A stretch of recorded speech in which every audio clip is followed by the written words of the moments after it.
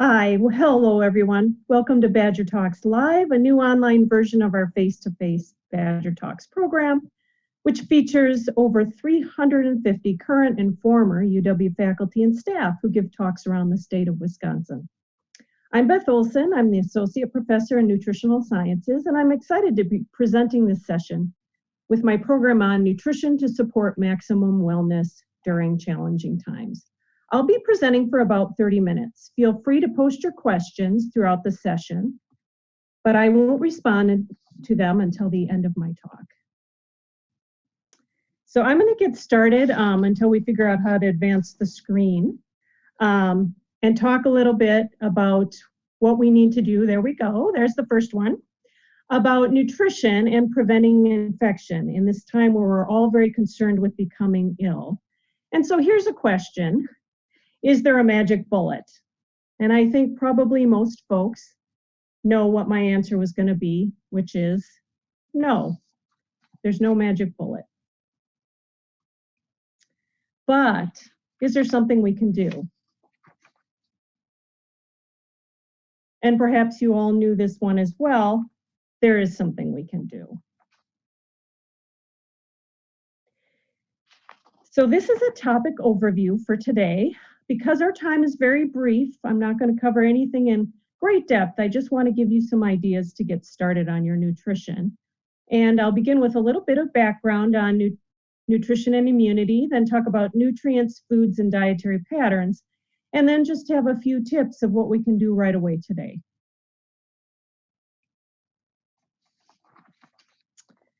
So there are things with our immune system that we can't control.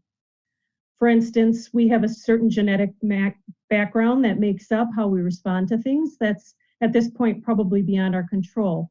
In some ways, our environment might be out of our control. What's the kind of things that we're breathing in, things like pollution, and our exposure to just other things in life.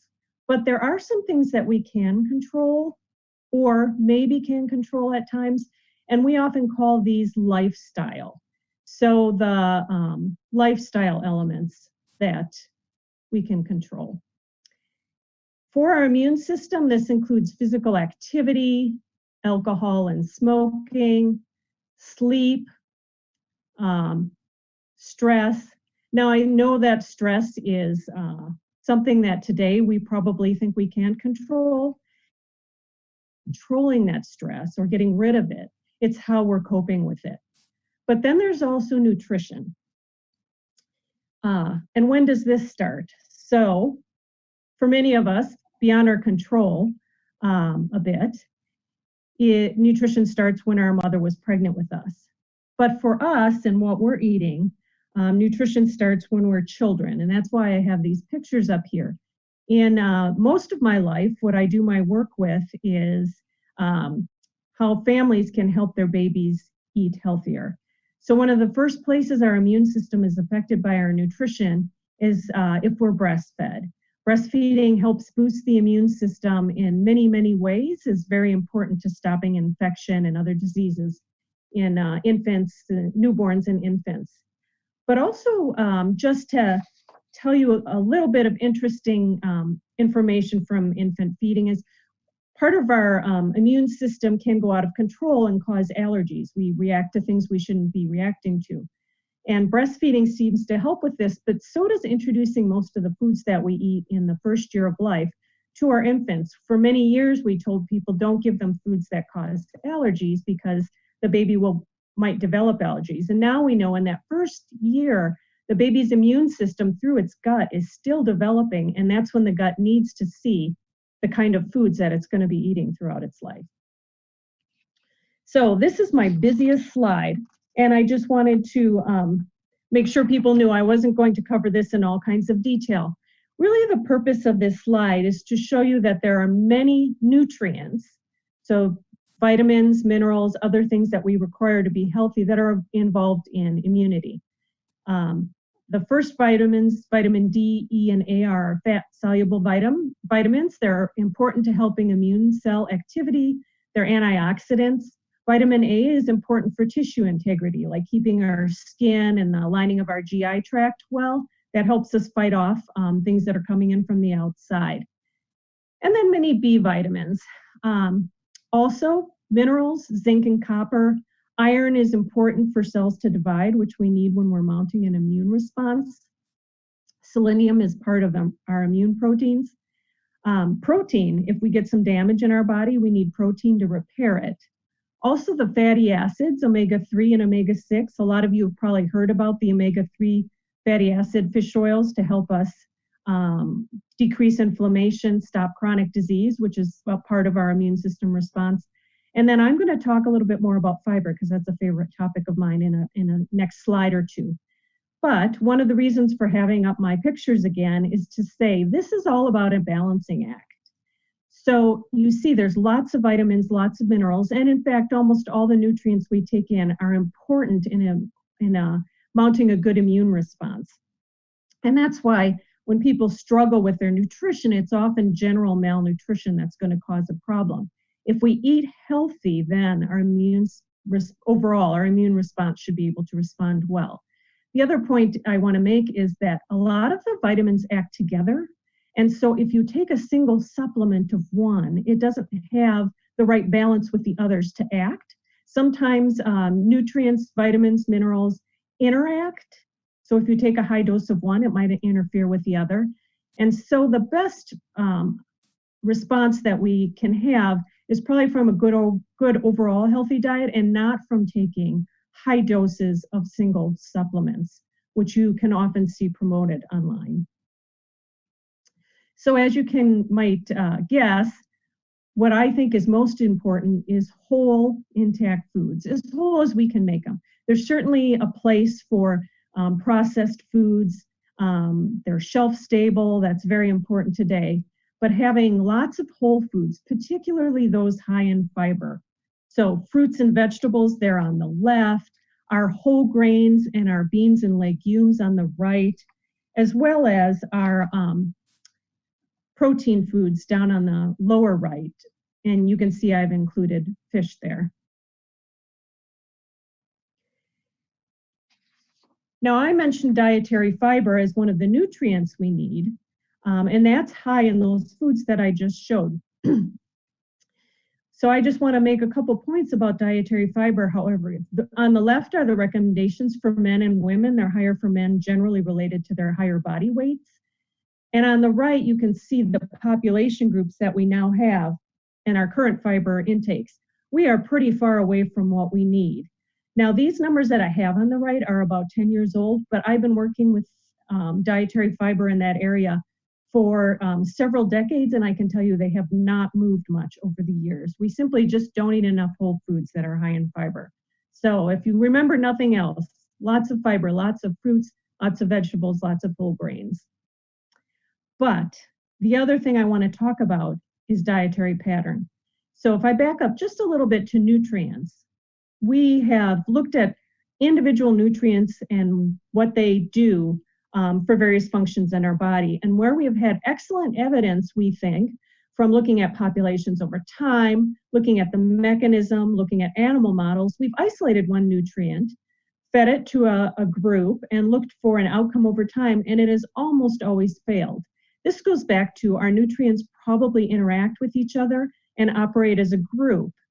And what we see most often is helpful for people, for the immune response, but also for other things, is the overall healthy dietary pattern. So that's defined as the quantity, variety, or combination of different foods and beverages in a diet.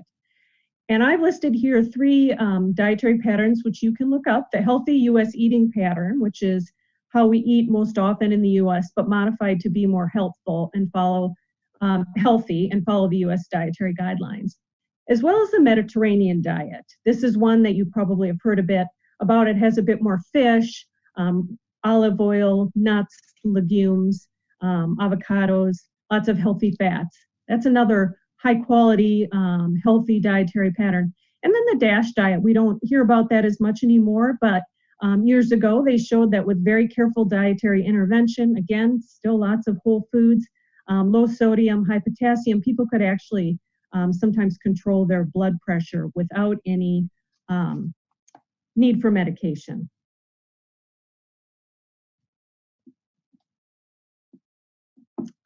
But people might be saying, what can I do with the here and now? And I'm just thinking we skipped a slide. And so I don't think that I can go backwards on the slide. So I am going to go ahead and cover the topic because I'm going to have enough time. So one of the topics that I mentioned, and I'm sorry you can't see the slide right now, that was important as a nutrient I felt and as a food is those that are high in fiber. And the reason I bring this up is there's a lot of interest in the microbiome these days, which is important to the immune system, but also people have been linking it to many other chronic diseases, that we have a good microbiome. And the microbiome is really all those little microbes that live on our body, but most of them live in our gut, particularly bacteria, but there are other organisms as well, and it can be trillions of organisms. It's very individual to each of us, depending on the environment we live in and what kind of foods we eat. But one of the roles of fiber is to support that microbiome. So when we consume fiber, it can't be digested by us, but it can be digested by the bacteria in our gut. This provides energy for those bacteria to continue to grow, but they also produce compounds that are helpful for health. Short chain fatty acids is one. Some vitamins that we absorb, they seem to help our gut integrity and many other functions. And our gut is one of our major lines of defense against invaders. When you think about it, things go into our body on that route, and some of them may be harmful. And that microbiome really helps us keep that gut healthy so that we are less likely to get sick. We can make that microbiome healthier by eating lots of fiber, including whole foods. Prebiotics, those are things that actually feed the bacteria as well, things like yogurt that you might have seen advertised on TV by Jamie Lee Curtis. And we can disrupt it by having dietary changes, by sometimes antibiotics will upset our microbiome and more. And so the point of that was just to say a healthy immune system may, in fact, start with what we eat in terms of keeping our gut healthy. But also all of those, once we have a healthy gut, we can digest and absorb our food well, and all of those nutrients then are involved inside our body and the ability for us to mount an immune response. So again, sorry we missed that slide, but I just wanted to make sure because fiber is a particular favorite topic of mine, and I like to make sure to tell people to always eat whole foods with plenty of fiber. So now, what's the here and now? Because a lot of what I'm telling you is stuff that we say to people every day. We say, eat healthy, eat lots of fruits and vegetables, get calcium from dairy or another source, get your protein. But since that's not that different, what are we telling people now? First, I can't say enough, wash your hands. Before you eat, before you handle food, before you put away food, before you prepare it for your family. This is really key to the transmission of the virus, is us having our hands up near our face and transmitting it into our respiratory system. So make sure you're always washing your hands. So what's the other thing we can do? We can plan for meals and snacks. So a lot of us are home, including me today, in a way that we haven't been before. And what's right there down the hall, the kitchen, the snacks, it can be really tempting to be snacking all day if we haven't been here before. And so one of the things we can do is to plan for those meals and snacks. Think about, what am I going to have for each of the meals? What am I going to make for my family? What are my children going to have? And plan in healthy snacks. So when you are tempted, maybe it's whole fruit or baby carrots with ranch dip, anything like that. I put in the list on the right just to provide a little humor today. That was a grocery list left out by one of my children when he was quite young, when I said, make sure to leave me a list of what you want me to get at the grocery store. I think he always felt if you put a lot of treats on there, I might pick one, and usually I did get him one. So again, planning your meals and snacks, because we're trying to minimize our trips to the grocery store, writing a list of everything you need, perhaps looking up some old family recipes that you haven't cooked in a while if you have time to cook. If not, that's okay. You can get things that are more convenient at the store right now, but making sure then you can get all the ingredients you make that you need to make your recipes. As far as cooking goes, then if you have all the ingredients you need, you might involve someone else in your family or who lives with you in your home if you can. So for kids, if we're looking for activities for them to do while they're out of school, this may be a good time to involve them. Have them measure with measuring cups, great way to learn about fractions, have them read the recipes, have them pick out something that you haven't had in a while that you could have access to at the store and get, and then buy that, and then have them help you make it. And as always, make sure they also wash their hands before being involved with cooking. And then enjoying meals with others. We don't want this to go away, and we've heard a lot about this, about being isolated. So perhaps you get online with someone in your family that's not in your home, and you all eat together. You make the same thing, or you make different things, and then you meet up and you eat. But if you do have people in your home with you, maybe this is a good time to teach your children how to set the table, sit down to eat, turn off the TV for a little while so you aren't seeing so much news while you're eating, and relax and talk to each other and learn something. Maybe plan your next vacation when this is all over, or at least better, or talk about a vacation that you had in the past. Just anything to engage with your family and to not be alone while you're eating. And then, even though I've been talking all about having an overall healthy diet, lots of fruits and vegetables, whole grains, dairy, all that good stuff, I don't think this is a time we need to give up treats. Eating is and preparing food and sharing it is a very social time for all of us. So perhaps it's a time, again, if you have the time, if you have the ability to get things at the store, to get some treats. Say, get ingredients to make cookies that you haven't made in a long time. Maybe another idea is to make popcorn and sit down at movie night and have popcorn, just like you might have if you were going out to the theater. Maybe it's a time to once a week, do a special dinner. Maybe take turns having your children help you prepare a special dinner, but then set the table, put some candles out, some special napkins, do something to make your eating fun and not just a chore or just for your health, just for your physical health. Make it for your mental health as well. Food is very social, and it's a time for us, it's very comforting, and so there's no reason for us not to take advantage of that. And although we're trying to eat healthy, also take a little time to enjoy each other and enjoy your food. So I just wanted to end with acknowledging that there are many people in our community that don't have access to food. If you don't, or you know someone that doesn't, they can call 211. They can also go to the website that I've listed. It's important for people who are struggling not to be left out. I know you've all probably seen on TV the lines at food banks. So if you know of anybody that needs some help, please have them call. There are still school lunches being made available, breakfast and lunches to children. There are still meals for seniors being made available. The food banks are making accommodations. So if you know of anybody that needs help, please let them know. So time for questions. I just wanted to note at the bottom 2 very broad general resources from the US government. The dietary guidelines is quite lengthy, but if you like to read about nutrition, it's, in my opinion, a good read. And then it's Put into Practice and Choose My Plate, which tells you how to put together healthy meals. There's lots of recipes in those as well.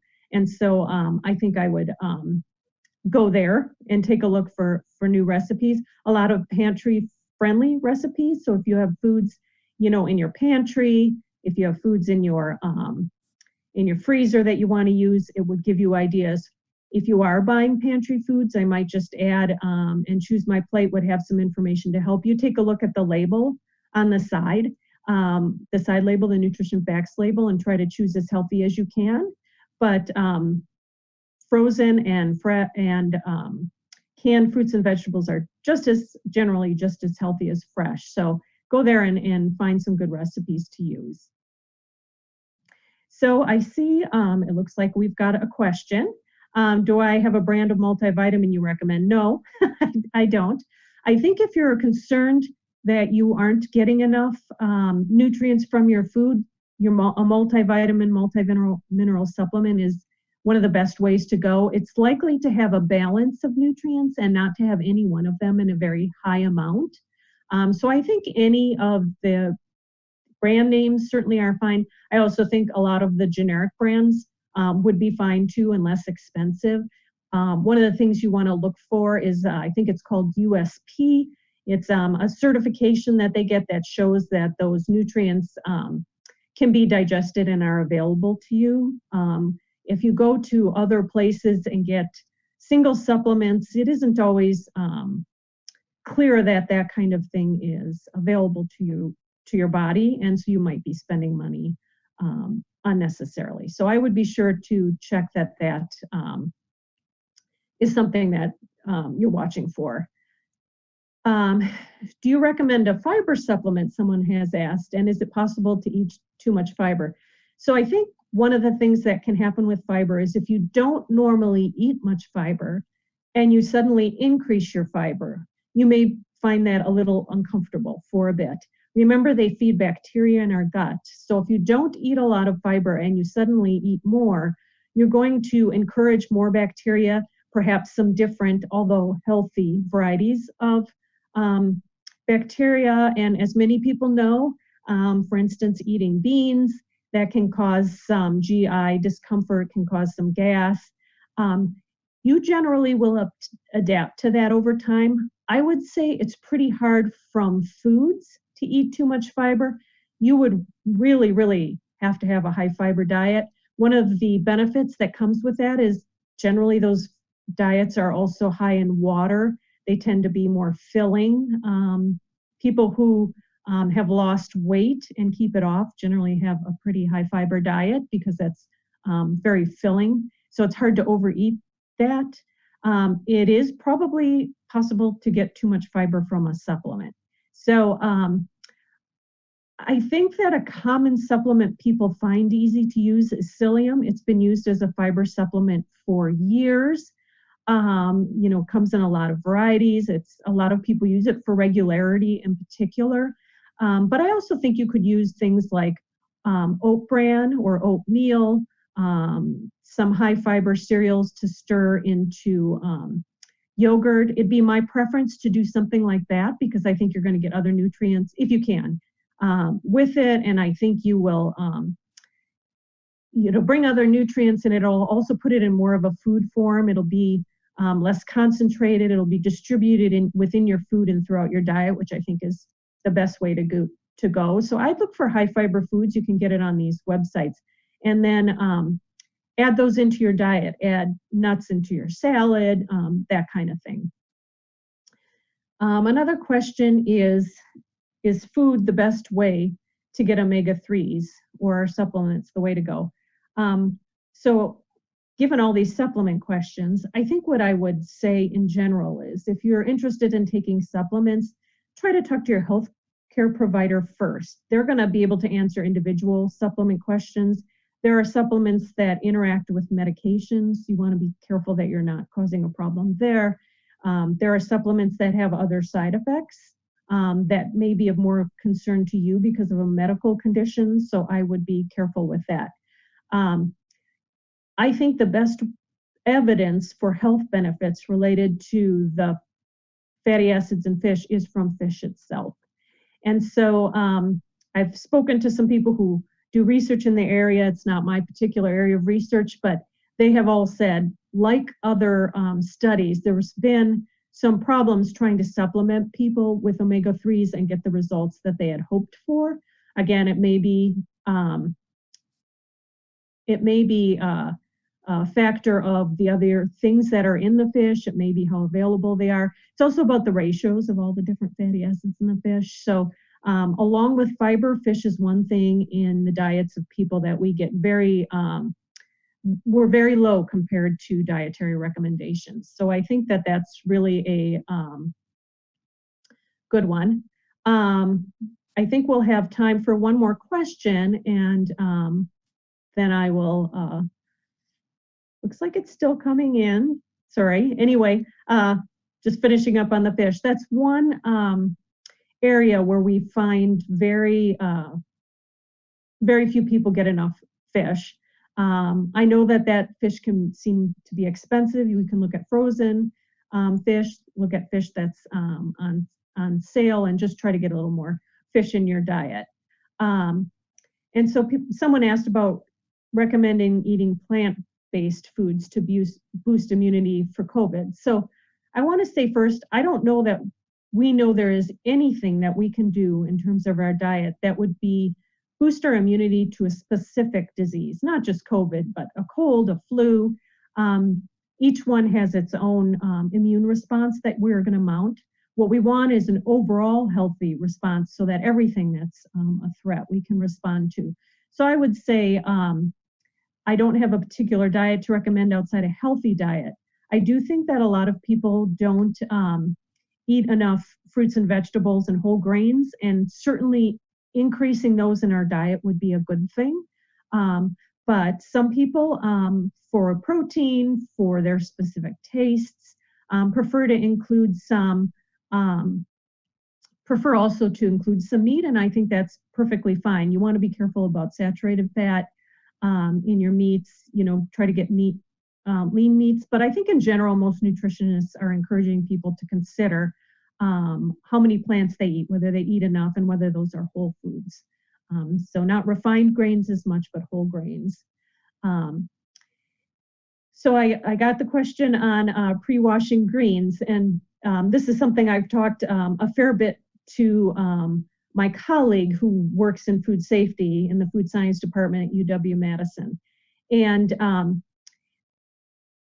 a couple of thoughts on that. One is the biggest concern we have right now is handling things that would be contaminated or breathing in, of course, particles from someone who's infected. And so there isn't any evidence yet that we have passed COVID-19 by food, that someone has eaten food that someone has touched, or the food's been contaminated and they've gotten a disease.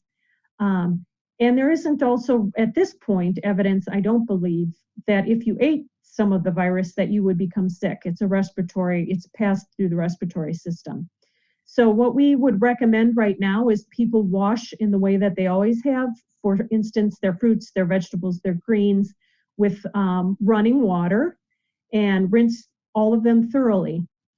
If people are still concerned, an alternative might be to create a 1-to-1 solution, like 2 cups of vinegar to 2 cups of water, and dip your greens or your fruits and vegetables that you aren't going to peel into that and let it sit for a minute, then take it out and rinse it thoroughly.